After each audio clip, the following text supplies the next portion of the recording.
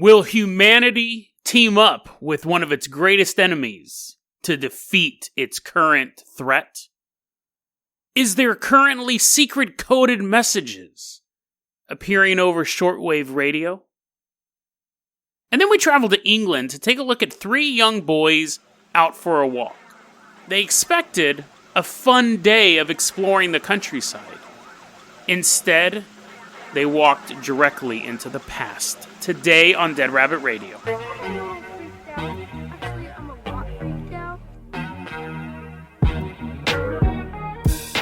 Hey everyone, welcome back to another episode of Dead Rabbit Radio. I'm your host, Jason Carpenter. I'm having a great day. I hope you guys are having a great day too. I'm actually recording this at 10:30 in the morning, super early.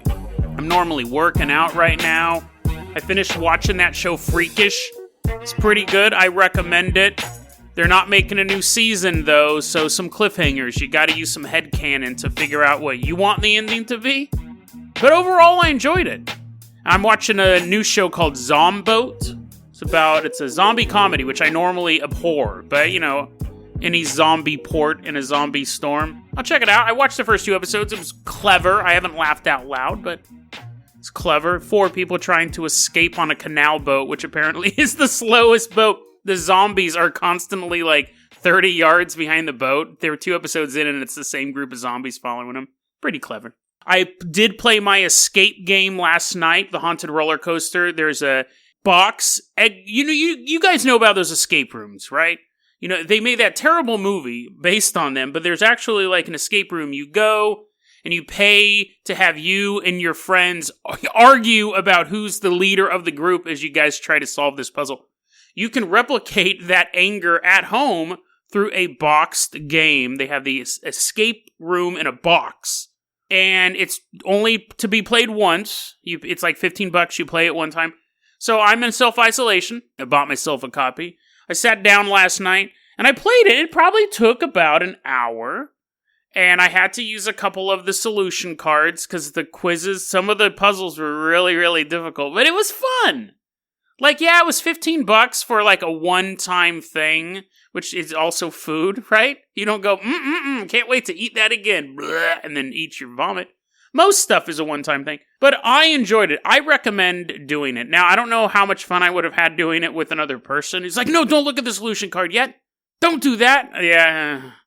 If you want to start a fight while you guys are all quarantined, buy it. But again, you can also just play by yourself. It was really fun. I enjoyed it. So anyways, I recommend that. Now, we are going to give the keys to Eva Marie. She's our newest Patreon supporter, and this weekend is her birthday. And since yesterday's episode got cut short, we're going to let her fly around. We're going to let her drive us around. It is a privilege to be our chauffeur. So Eva Marie, I hope you got, good back muscles. Let's hop in the Dead Rabbit rowboat, and you are going to row us across the big pond. We're leaving behind America. We're headed to France. Now, guys, I'm going to tell you this right now. This is pretty good news. Okay? My fellow addicts out there, both drug addicts and spaces above houses addicts, you're all involved. Because we need the attics to store all this stuff in. Apparently, in France, a bunch of doctors are sitting around and they go, we just got new reports from China. Put them in the shredder because China's lying to us about everything coronavirus related. We're not even going to talk about China. Done talking about China and their lies regarding this thing. But in France, they were looking at these Chinese quote-unquote results. The doctors are all rolling their eyes. Oh, another study from China. Throw it away. But they did start to notice something in France. They started to notice something in France as well. China said they had this, but again, China says they had 3,000 deaths. So they're lying. France says this. Let's look at the stats here.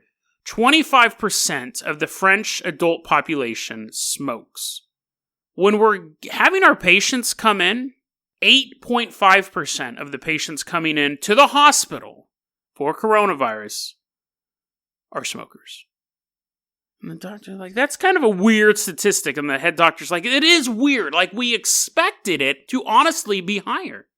Because this disease can attack the lungs, but it can also attack the central nervous system. That's why they say people will start to lose their sense of taste. That's why they say people lose their sense of smell. sometimes has a nervous... I have a theory about that. I have a theory if it gets in your eyes, it causes neurological things. If it gets in your throat, it'll cause the lung thing, but it's the same disease. But I'm not a doctor and I have nothing to back it up, but because it doesn't affect everyone the same way. They go, it's weird. We expected, honestly, to have that basically be a pre-existing condition. We know smoking is bad for your lungs. If this thing attacks your lungs, which it primarily does, you're boned, right? And you're already full of black tar. So when they started getting these patients coming in, and they knew Italy had a high smoking rate, they knew China had a high smoking rate, but again, you can't trust anything coming out of that government.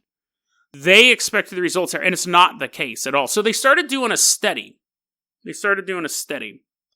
Where they are taking people who currently are infected with the coronavirus and putting nicotine patches on their skin. This is their theory. Despite the fact that smoking can actually weaken your lungs, they believe there is something in cigarettes, and they are pinpointing nicotine itself, that can not only help you if you have the coronavirus, but it may prevent you from getting it in the first place. So here's the thing, nicotine downregulates your ACE2 receptors. That is old research. They've known that for a long time. A couple years. I won't say it's like super old, but they've known that for a while.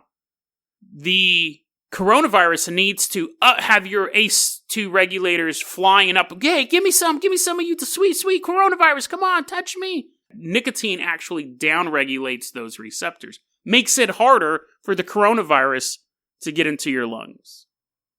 They also believe because nicotine can work on the central nervous system that it can stop it from getting into your central nervous system as well. So this study is going on right now. They're putting nicotine patches on them.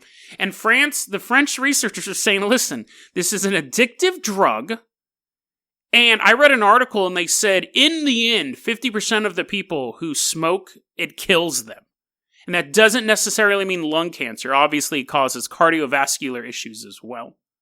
And I don't know if that statistic is true, honestly. That sounds quite bizarre if it really is 50%, but maybe they lump in all these different things. It sounds extreme. But anyways, the point is that here's a study that's going on right now that scientists have, when this whole thing started, they go, I've read other studies on this. This is the first official one, but I've read other papers on this where they're like, we do know nicotine downregulates ACE2. This might be a treatment option. So would you be willing as a society to embrace nicotine? We've been taught our whole lives how awful and horrible it is, and it may actually be not only a treatment if you have it, but a preventative measure if you don't. And I know what long-term listeners of the show are thinking. Jason, does this mean you're going to start doing nicotine lozenges again after not taking them for 9 months of this time? Only time will tell, my friends. Only time will tell. Wouldn't that be awesome, though? You go to the doctor and they're like, oh, here you go, nicotine. I miss nicotine. I think that's my drug of choice. I keep going to those subreddits. I'm still going to the meth subreddit and the opiate subreddit, the crippling alcoholism subreddit. I found there's a subreddit just for heroin. I mean, they don't want to be lumped in with the pill takers of opioids. How is this stuff up online? I get it. I always thought Reddit was the prissy principle. No, they have a subreddit directly dedicated to doing heroin. And they even go, this isn't about harm reduction, guys. This is about how much we love heroin. There's a subreddit called Heroin Hotties. There's not many of those. I don't even know how a person on heroin operates a phone. How they can even post. There's a subreddit I found today for PCP users. And I scrolled through it a couple times and I already came across 2 posts and they're both like, help! I need your help right now! Which I'm imagine is what everyone on PCP says. Nicotine, it's the wave of the future, guys. Let's move on to our next story. Our next story we actually found on Reddit too. Eva Marie, let's hop in that Jason Jalopy. We are driving out to Germany. So that's pretty good, pretty close, right? I imagine France isn't too happy about being that close to Germany, considering world events. And as we're driving to Germany, and really this is happening all over Europe, but I've seen this come out of Germany, Netherlands, France as well. That's a rumor of where this is coming from. But as we're driving around just Europe in general, taking a look at... Do you guys still have battlefields over there? Like in America, they're like, this is Gettysburg. It's like a park where you can go and you can walk around, eat a sandwich. I don't know really what you would do there. I think it would probably be cool to go there, but or you could just show me a picture. Do they have... I mean, I guess probably not, because everywhere was a battlefield in Europe. You're like, here's Paris. It's a national park. You can't go in there. Like, everything ended up getting bombed out at some point. But like Normandy, can you bring a metal detector to Normandy? Just walk around, looking for stuff? Or can you just hang out on the beach? You're surfing. Whoa, hang 10, veterans. Ooh. I wonder if it's a national park over there. But again, everywhere would be a national park. Germany's like, oh, we don't want to talk about that. We don't want to talk about the 2 world wars we lost. Anyways, we're driving around Germany going, losers, losers. Everyone's like, we will rise again, losers, mooning them. Anyways, after we're done getting beat up by a bunch of Germans for mocking them, we turn on the radio of the car. Found this on Reddit.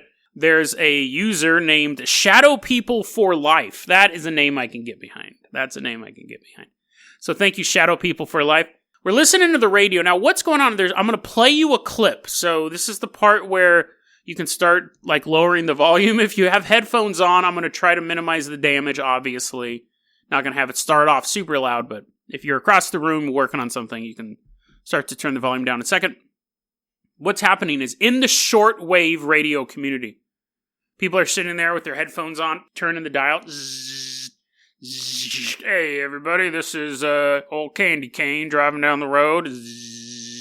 Turning the dial some more. Hey Barney, is that you? Yeah, it is me, Piccolo Pete. How you doing? I'm doing good, but I gotta keep dialing this dial. And then what's happening is people are coming across this signal.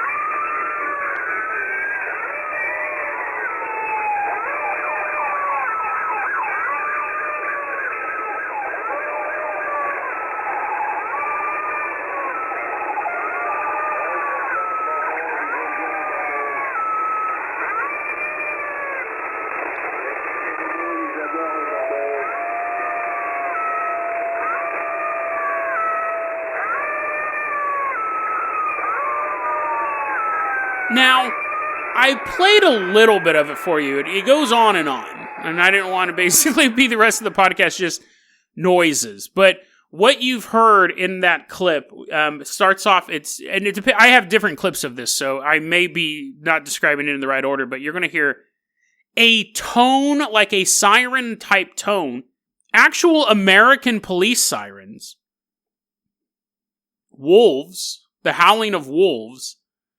And then people talking. Now, people are saying that they're speaking English. It sounds like it, but I can't really decipher what they're saying. Now, the shortwave radio community has no idea what this is. There's a couple different theories, but I keep tuning back into this. First off, you have that it's a glitch. Some person said that and you guys who have shortwave radios, I'm sure some of you guys do. I always thought it'd be cool to get into in 1992, but nowadays, I'm sure it would still be cool to get into. It's just nothing that, I really have time for. When I was in high school, I thought it was awesome, but not knocking it. It probably is pretty fun.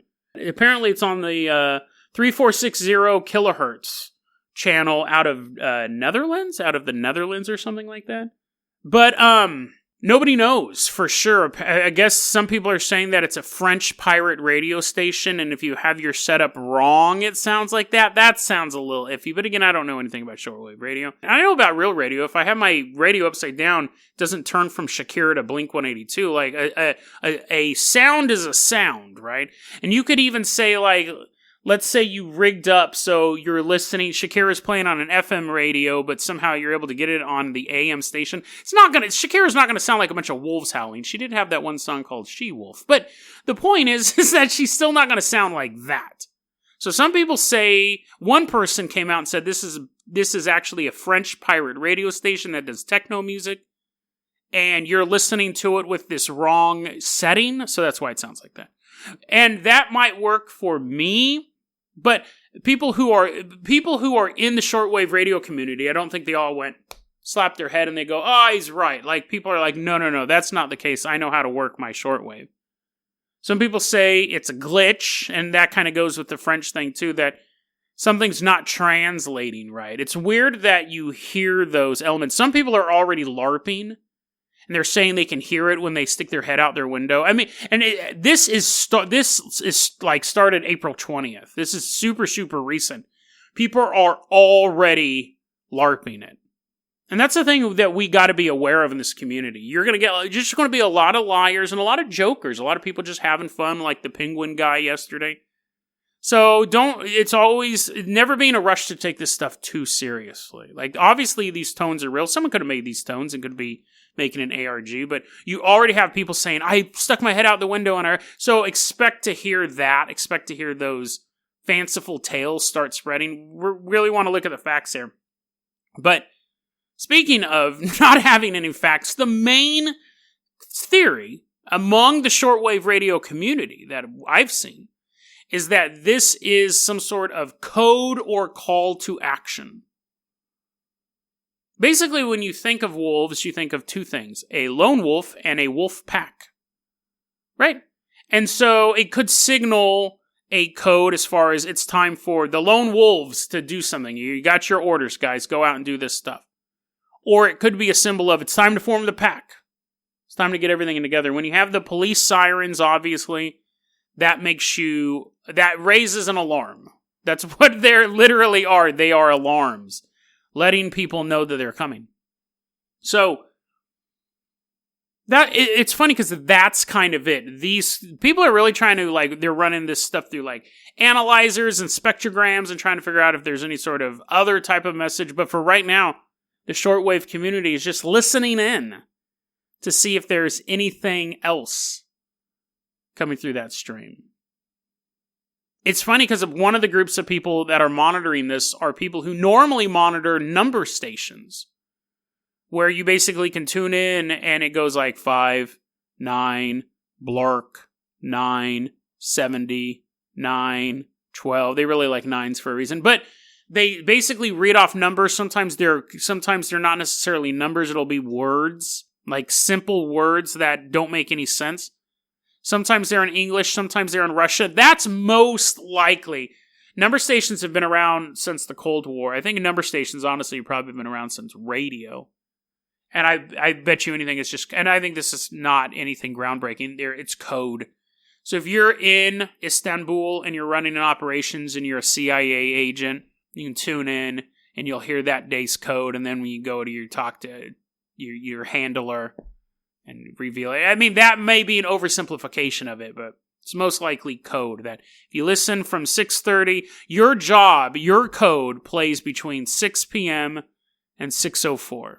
And that number, or whatever they give you then, again, the super oversimplification of it. Could be more advanced than that.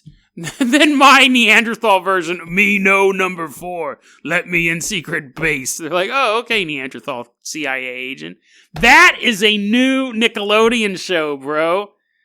Neanderthal, FBI. I know I just said CIA, but kids don't want to learn about the CIA. Kids know about the FBI. You have a caveman who works for the Federal Bureau of Investigation. James Wan, I know you listen to the show. Make that happen. Just you got to split me that money, because that Nickelodeon money, that's good money. Let's go ahead and move on from Neanderthal FBI. We are going on to his partner's a dinosaur. You don't even have to make an animated, right?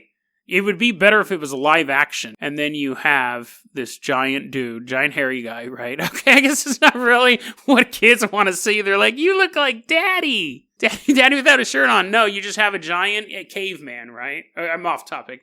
You have a giant caveman, right? He's like walking through the bureau and he gets assigned to a dinosaur. And you go, Jason, that's kind of trite. No, you didn't let me finish. He hates dinosaurs because they ate his family and stuff like that. So to us, dinosaurs are cute because we only see them in like movies or like Barney, right? Or chickens. But to him, the dinosaur represents like everything he hates. Me remember 9/11. That's when dinosaur ate 911 of my tribe. I do not work with dinosaurs. And the dinosaur's like a Chester cheetah dude with like the sunglasses. Tiny little T-Rex arms. He's sitting back. He's like, That was in the past. Literally, that was in the past. That was 65 million years ago, bro. So, but anyways, we're leaving behind Neanderthal FBI. We're leaving behind his new partner, Tommy T. We are headed out to Britain. This has actually been a pretty European-heavy episode. I didn't plan it that way. We are leaving behind all of our new friends that I just made up. We are headed out to Britain. Fire up that carpenter copter one last time. This episode, Eva Marie. We are going to a little town named Kersey in the province of Suffolk, in the quaint little country known as England, or as I often refer to England, as a city. I've called England a city multiple times on this podcast. I don't care. We're going to Kersey. The year is 1957. The month is October. Spooky, spooky pumpkins out on porches. Witches. So many witches flying, you can't even see the moon sometimes. Sucks. But these three, it's not nighttime, so it's not super spooky. None of that stuff has happened yet. There's 3 young men. They're British Royal Navy cadets. So we're flying overhead, and we see these 3 young men walking through. And I'm like, land here. And Eva Marie brings the helicopter down. And we land in a little pasture. We sit, we pull out our binoculars. You brought your binoculars this episode, right? Because you're not borrowing mine, bro. I'm not getting none of your pink eye. I got my binoculars on, looking out. We see these 3 kids walking. Now, they're all 15 years old.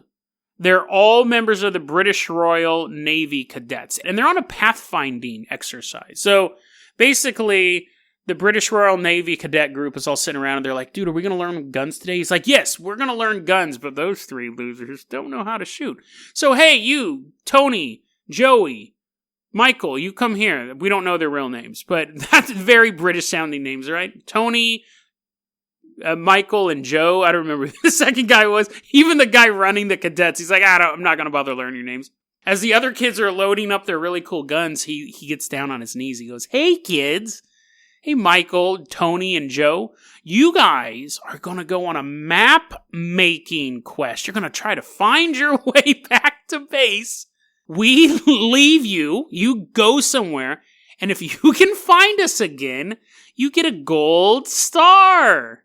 They're like, yay, I can't wait to get a gold star. They go running off. He's like, they should have brought supplies, but they didn't. Anyways, they take off. The point is that they are on a pathfinding expedition by themselves. So, I don't know if they're the losers of the group. Allegedly, my version, don't sue me. So anyways, Michael, Joey, and Tom, I don't remember their names either, are walking through the countryside. Which, could you figure out a worse way to spend an October afternoon? Just walking around the city of England, I'm sure is quite beautiful. Now they're walking through and they see Kersey. Little town, right? They hear the church bells ringing. Ding dong. Ding dong. And the kids go, that is perfect. Like, we have to eventually find our way back to camp and hope that they just don't get there and there's just a note and an empty camp and it's like, losers. That's their fear. They know this is actually part of their training, but at the same time they're thinking, what if the entire Navy leaves before we get back? So they figure, let's go through the town. Let's go through the town of Kersey. It looks like a nice thing. Maybe we'll buy some, what do they eat over there? Maybe we'll buy some biscuits and gravy or sausage and mutton or whatever the hell British people eat. Boiled lamb. So they're walking through. They're like, oh, I can't wait to eat some boiled lamb. They're walking into town. And then, ding dong, ding. Church bells stop ringing. Now, that's not super abnormal. Church bells don't go 24 hours a day. Like, they eventually do stop ringing, right? And like, it's weird. It stopped ringing mid-ding. Like, everyone knows it goes ding-dong. But it just went ding. That's weird. Physics. And Tony goes, well, yeah, that is kind of weird. But let's just keep walking through this town. Because this town's not weird. Look. And they're kind of like just looking around. Just normal buildings, right? But they notice that the town itself is quiet. The town itself seems to be empty. But off in the distance, quack, quack, quack, splash, splash, splash, quack, quack, quack, splash, splash, splash, quack, quack, quack. That was the sound of ducks playing in the water. So it makes the kids go, it is weird that this town's empty. That's kind of weird. Maybe they all left too. Maybe the entire country of England is pulling one giant practical joke on these kids. The entire country moved to France. These 3 kids are going to be left alone. But no, so they go, that's weird that the town's empty, but we can still hear baby ducks. So you can't, there's generally when there's like a serial killer or a monster running through a neighborhood, the baby ducks are the first to go, right? They're totally out of there. So as long as you can hear baby ducks, you're fine. As they're walking through town, they do start to notice some bizarre things. I mean, obviously the town's deserted and they only got a ding, but the trees have leaves on them. That's something that I wouldn't pick out. I mean, I'm an observant guy for other humans and animals. Like if I'm walking down the street, which I haven't done in so long, but when I'm out and about, the thing I'm looking for is human adversaries, attractive women, and hostile animals. In that order, honestly. So, walking down the street, see a cute girl, oh, that'll turn my head. Walking down the street and see someone who I think can cause me damage, definitely will turn my head. My body language will change. See a hostile animal, body language will change. If I was walking down the street and I turned a corner and all of a sudden there had leaves on the tree, I would not even notice that. Now, if I was walking down the street and it was snowing, I turned a corner and there was no snow, I would thank God so much. But I don't, unless I kept being no snow, I don't think I would think, oh, just a snowplow was here. I'm not super observant for stuff that can't kill me, basically. I have super heightened spidey sense for things that can kill me and beautiful women. But trees in the winter, no leaves. But now that they're walking through town, they notice green leaves. This might also be why I'm not a Royal Navy cadet. They're probably because I have that low situational awareness. I don't notice when leaves should be on trees. But anyways, they think that's a weird detail. So they start to go, wait a second, those shouldn't be leaves on those trees, right? Like it's winter, it's October, and the other kids are like, that is a weird detail, but let's just keep walking through town. Because at this point, they're a couple blocks into town. What are you going to do? You're going to turn around? Things might even be spookier. I would turn around just to play with the baby ducks, but they keep moving farther away from the baby ducks. There's no cars at all. They're all gone. The church tower, whose ringing bell attracted them to walk through the town in the first place. The church tower, they can no longer see as they're walking through the city. Now they start to get nervous, but again, your brain's gonna work in such a way that you think, maybe I'm in a part of the city where I can't see the largest structure in the city. The church tower you could see from a distance. It was the largest structure, but you're thinking, maybe I'm walking among these houses, maybe I can't see that. As they're walking through town, they don't see anyone. There's no cars. There's no telephone lines. No telephone poles. Nothing. Now, some of the houses, some of the shops, they can see through the windows. They see a butcher's shop. They're like, boiled lamb! And they all run to the window and they look through. It's empty of humans. But hanging inside the butcher shop are large cuts of rotting meat. Just from where they were looking at, they could see the green putrefaction of the carcass on the hook. So here's a quote from one of the boys. Now that I've looked farther down my notes, one of the boys is named William. Did I name one of my fake kids William? I don't think so. But anyways, one of the boys, we do have his real name. It's William Lang. There you go for not looking at your notes all the way. Here's a quote he had about his time in this town. Quote, "It was a ghost village, so to speak. It was almost as if we had walked back in time. I experienced an overwhelming feeling of sadness and depression in Kersey, but also a feeling of unfriendliness and unseen watchers which sent shivers up one's back. I wonder if we knocked at a door to ask a question, who might have answered it? It doesn't bear thinking about." Unquote. After all of these events, the unseen eyes looking at him, realizing they can't see any traces of modern technology, after looking in the butcher shop and seeing the rotting meat, the three kids run out of town. And when they leave town, when they get past the city limits, dong, ding, dong, ding, they turn around Cars are driving through the town. They see telephone poles. They see trees with no leaves. They see the church steeple. No word on the baby ducks, but we can assume they are still there. At some point, I'm sure they went back and finally found the camp, found the Navy cadets, and they were like, oh, good, you got here just in time, guys. Oh, great, they're back. But anyways, I don't know if they told this story to the Navy. There's no point on that. But they did eventually end up telling this story. Now, this puzzled them for decades. And as adults, they got back together Pennywise style and said, let's figure out what this could have been. And they got with a psychic researcher. So, I mean, basically probably could have saved their money on that one. But anyways, these three guys who experienced something very real to them and someone who gets paid to lie to people team up to form a group. This is what they discovered through their research. The psychic research was like, oh yeah, no, I was totally going to look into the past, but you have that history book there. So I'll save my psychic energy. You can keep looking in that book. I'm sure, honestly, the internet has helped psychics more than anyone. Not only from finding rubes to pay them for stuff, but for being able to say, oh, your name is Jason Carpenter?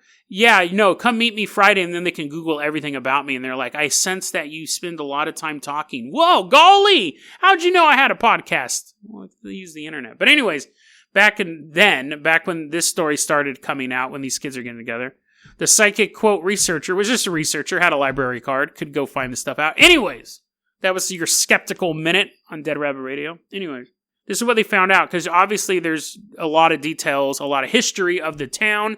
There was no butcher shop in Kersey since 1905, which makes sense. When's the last time you actually saw a butcher shop? There's grocery stores that have butcher places in it, or unless you work in a slaughterhouse, then you see it all the time. But there was no butcher shop in that place since 1905. So the idea is these guys must have teleported back in time to at least 1905. But some people, because this story started to gain traction, these young men came forward. Other people have done research, so they go at the very latest because the idea is they walked into the past. I don't know if that was implicitly said, but that they walked through some sort of portal. They walked to Kersey, not of 1957, but of some time previous. The very latest it could have been was 1905. Some people place it as far back as the year 1350. The church tower that should have been visible from any point in town, if you go there today, you can see it from any point in town, was built in 1481. So now you're pushing it farther back. If they cannot see the church tower, not hearing it, again, they don't ring their bells all the time, but if you can't see the church tower by walking through the town, we're talking pre-1481. Now, some people obviously are skeptical about the story. They say the kids made it up. There's one detail in particular that they say, other than the fact it's 3 bored teenagers walking through England.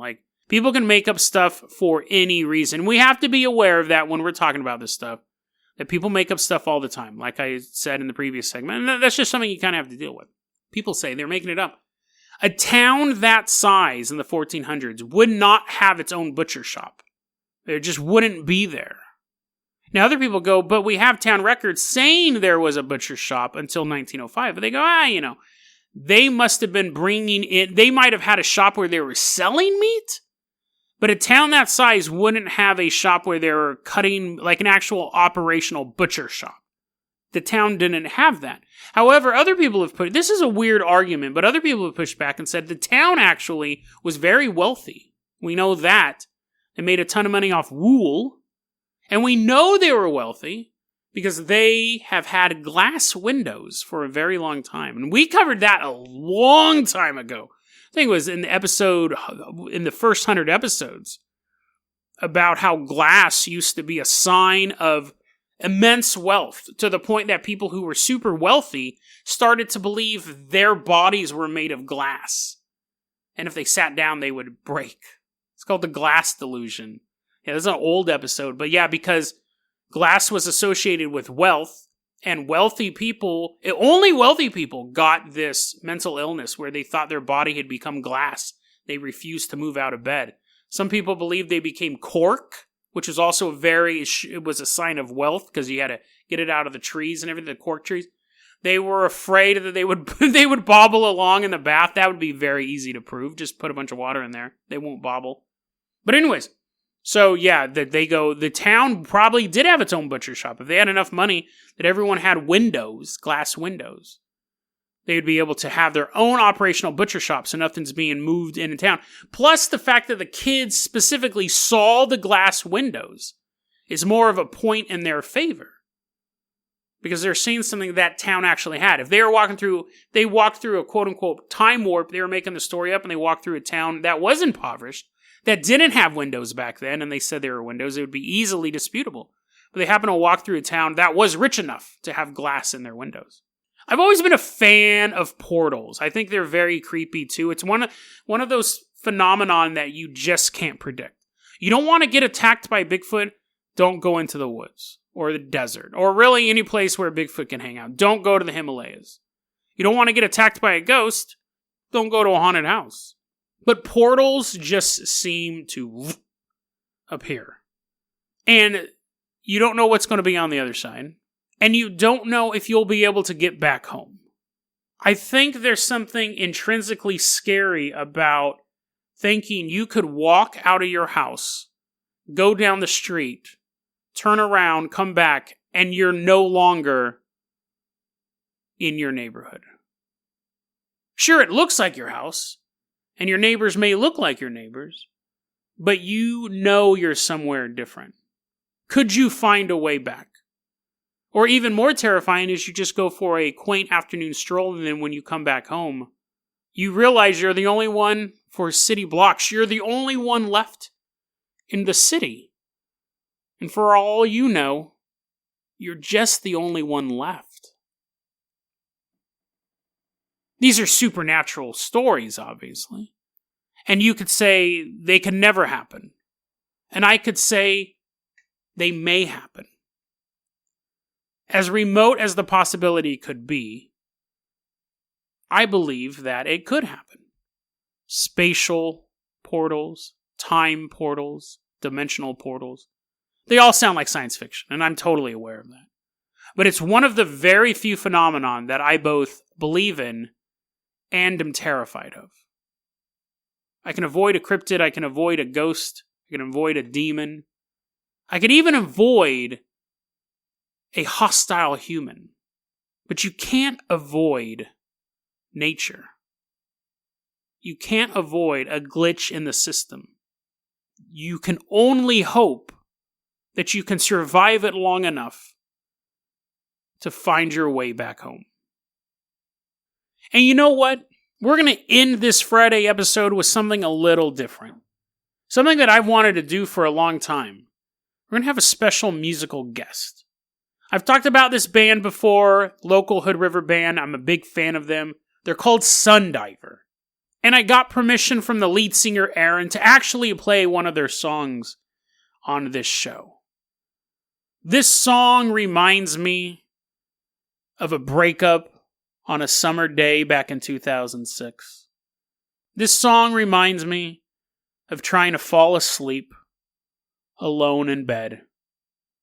I love this song. This is Branch Davidian by Sundiver.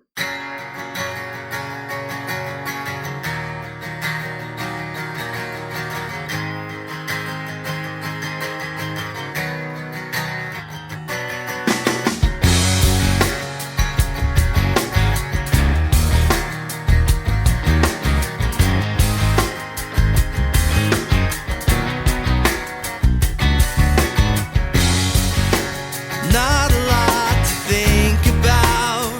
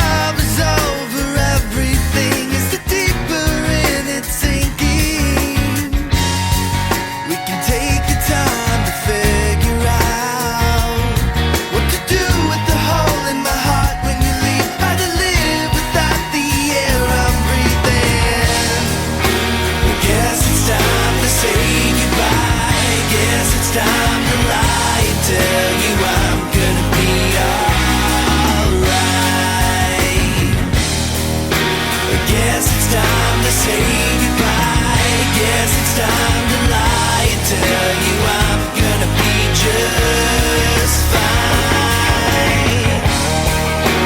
Guess it's time to say goodbye. Guess it's time to lie and tell you I'm gonna be alright. Guess it's time to say goodbye. Guess it's time to lie and tell you I'm gonna be just fine.